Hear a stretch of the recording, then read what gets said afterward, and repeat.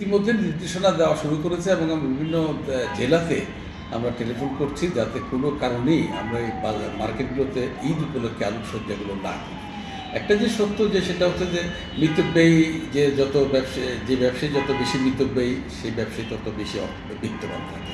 আর ইতিমধ্যে যে ঘটনাটি ঘটেছে আজকে যে আজকে যে জ্বালানি তেলের যে সংকটটা, এই সংকট কিন্তু সমস্ত জায়গায় কিন্তু আলটিমেটলি এফেক্ট করবে। তো সেই কারণে মনে করি এই সংকটটি কিন্তু আমাদের তৈরি করা না, এই সংকটটি আন্তর্জাতিকভাবে তৈরি হয়েছে।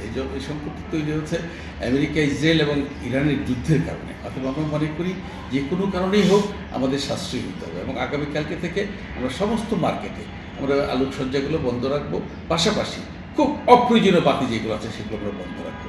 আমরা একটা কথা বারবার বলি যে আমরা যদি বিদ্যুৎ ব্যয় হতে না পারি তাহলে কিন্তু আমাদের কষ্ট বাড়বে এবং আগামীকালকে বা পরশু থেকে আমরা ধারণা করছি যে বিভিন্ন সংস্থাগুলো বেরোলে বিভিন্ন জায়গায় জরিমানা করবে। আমরা যাতে এই জরিমানা আমাদের যাতে জরিমানা দিতে না হয় এবং আমরা যাতে জরিমানার মধ্যে না পড়ি তার জন্য আমরা সবাইকে অনুরোধ করব যাতে করে কালকে থেকে আলোকসজ্জা বন্ধ করা প্লাস অপ্রয়োজনীয় বাতিগুলো বন্ধ রাখা।